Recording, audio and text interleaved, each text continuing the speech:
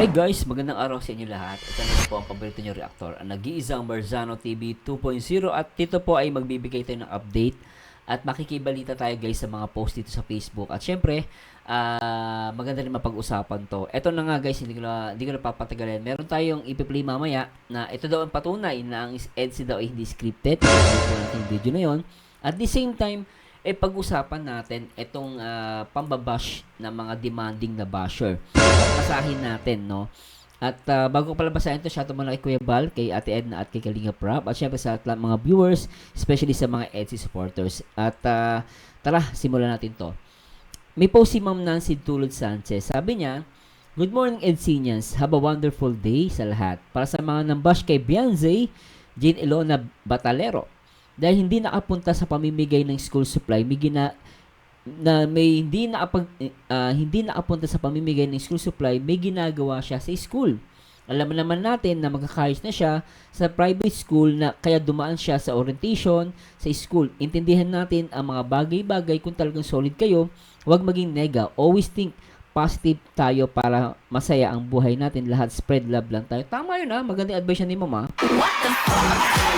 At the same time guys, yung orientation po napaka-importante nun. Baka hindi naintindihan ng iba kung ano yung orientation.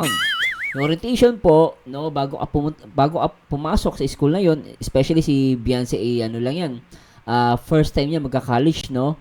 So ang mangyari po diyan, i-orient sila kung ano yung gagawin nila, ano yung mga school rules, no, tapos ano yung mga kailangan nilang gawin sa hindi. So marami pang iba. So talaga napaka-busy na ni Beyonce kasi ano na siya, nakita naman natin yung vlog, 'di ba? Nag-enroll na. So talagang busy na 'yan. At nakakatawa lang talagang ang binanggit ni Ma'am dito yung mga basher ni yung mga nega. Mga nega na basher at demanding. Pero basahin natin guys yung comment ng iba, Sabi ni Anwar Aredal, "Mga nega labas, hindi sa lahat ng oras nakabuntot si Beyonce kay Papa Eds." Tama. May sariling gawain yung tao. Nagpapatunay lang yan na mabait na anak talaga ang Beyonce natin. Exactly. Hindi puro kay Papa Eds. Alam naman natin na family-oriented si Beyonce. Baka mamaya sabihin, boyfriend-oriented. Siyempre, kailangan maging balance. May time sa boyfriend, may time sa family.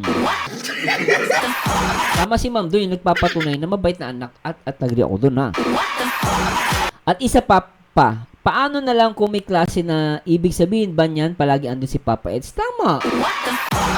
Nakabantay, wag ganon, lawakan natin ang ating pangunawa kung talagang love nyo ang LC, kasi kung hindi, puro lang kayo bash ng bash, di ba mga ka-Eds? Totoo. Di ba, puna ng puna. Thank you, Mama, magaling comment mo, Nakalampatay nga, very good. Ayan ang mga baliw. Baliw pero marunong mag-isip. Joey Ann Estenso. Joey Ann Estenso. Huwag po tayong demanding, hindi sa lahat ng oras makakasama si Beyonce. Totoo. Katulad niyan, may mas importante pa siyang kailangan puntahan. Intindihin natin ang bata, magka-college na po si Beyonce. Oo. Magka-college, hindi siya magiging kinder, Hindi na po tayo mga bata. Alam niyo or natin, kapag nasa college days na kailangan mas focus na. Oo. Focus kasi syempre college yan syempre mas priority niya ang pag-aaral niya. Exactly. PS, hindi na tayo mga bata para hindi magkaintindihan. Totoo. Siguro ang hindi makakaintindi niya, siguro yung mga batang isip.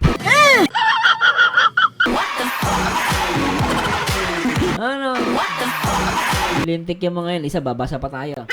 MGA Stanley, lahat na lang mapapansin, hindi kasi nila iniisip pag first year college pa lang, busy po yung anak ko. Basta din pareho ng anak ko, BSTM daw. Ano ba yung BSTM? Yun basta yun ang BSTM or ayun ba yun tourism. Din pareho ng course ni Beyonce, busy pag una pa lang may orientation sila. Yung hindi nakakaintindi, mag-isip naman kayo minsan pag college life na busy siya. Oo. Iba kasi iba hindi nakapag-college. Hindi ako nangahamang guys, ang tatay ko grade 6 lang Hindi pa at grade 3 lang ang tatay ko. Hindi nga nakapagtapos ng grade 6 eh. Pero marunong umintindi yun. Pero syempre, baka ito sinasabi ko lang po, baka hindi po kayo nakapag-college, hindi nyo po alam. Kaya yung iba siguro bash ng bash. Napaka-demanding. Ganun po sa college life. Iba na po ang ano niyan, lalo na busy na yung tao.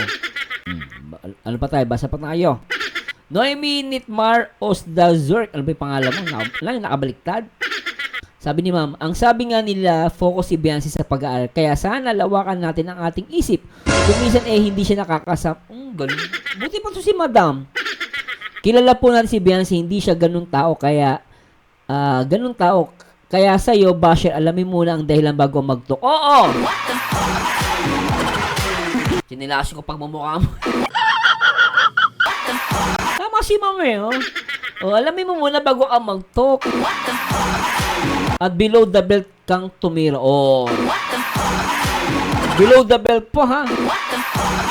Lintik talaga mga basher, ano? Anong gagawin natin sa mga basher? Itapon natin sa dagat. Basa pa tayo. Maria Rosa Rojo, mga buang. Nanonood sa akin to. Mga buang lintik na mga basher na yan. Oy, nanonood sa akin to. Sobra sila manakit sa damdamin ng bata na walang ginagawa sa kanila. At ang daming damang issue ang binabato nila sa bata. Napanood ko ang live ni Kalingap JJ kagabi. Sa live pala ni Kalingap JJ.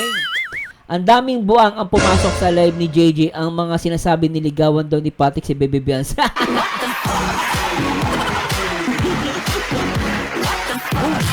Pagkakaalam. Tutuloy ko muna. May mga satik sa mga utak. Walang mga alam, puro panira samantala si Patrick at Baby Beyonce mag-third cousin na. Gunggong! Barinig kita sa mukha! Mga lintik kayo, magpinsan pala yan. Nakakaya mga tanga yun, no?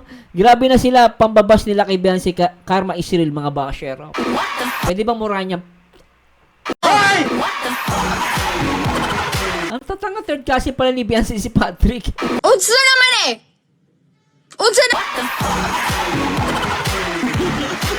Ralmi Calza, yes po, at bilang isang incoming freshman student, mahalaga po ang orientation nila kasi dyan, malalaman ng mga rules, yun ang sinasabi ko.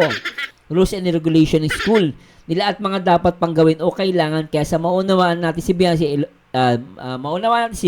Jane Ilona Batalero. Thank you po. Yan, malinaw yan, ha? Tuloy natin. Ma'am Lilibet Pama Naseno. Kung tunay na sumusuporta sa EDSA, dapat alam natin na kung may libre ang oras at available si Beyonce, hindi siya magdadalawang isip na sumama sa school distribution, lalo na kasama si Kalingap Edu. Meron din sariling gawain si Beyonce para sa nalalapit na pag-aaral niya sa college. Bigyan natin sila ng oras para sa obligasyon nila sa sarili. Galing, no?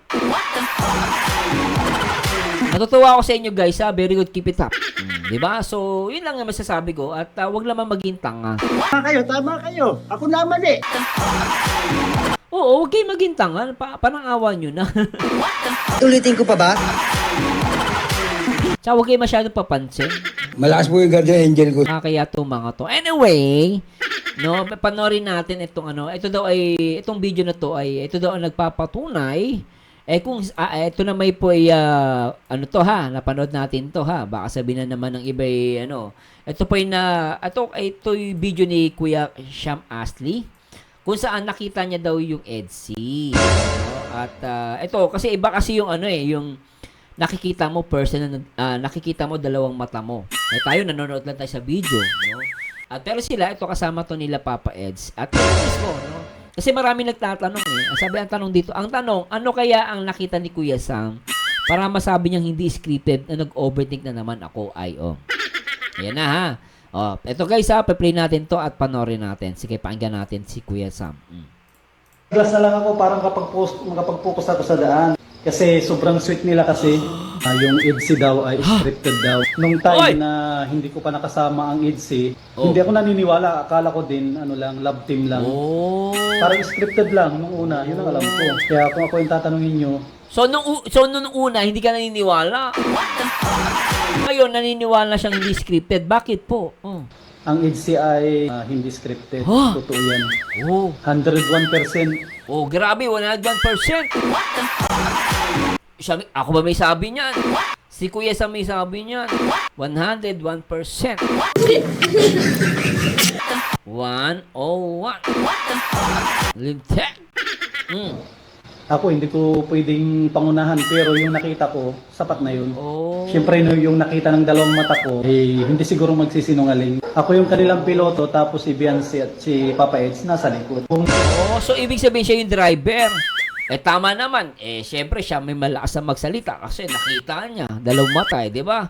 Oh, dalawang mata nakita hindi isa, dalawa.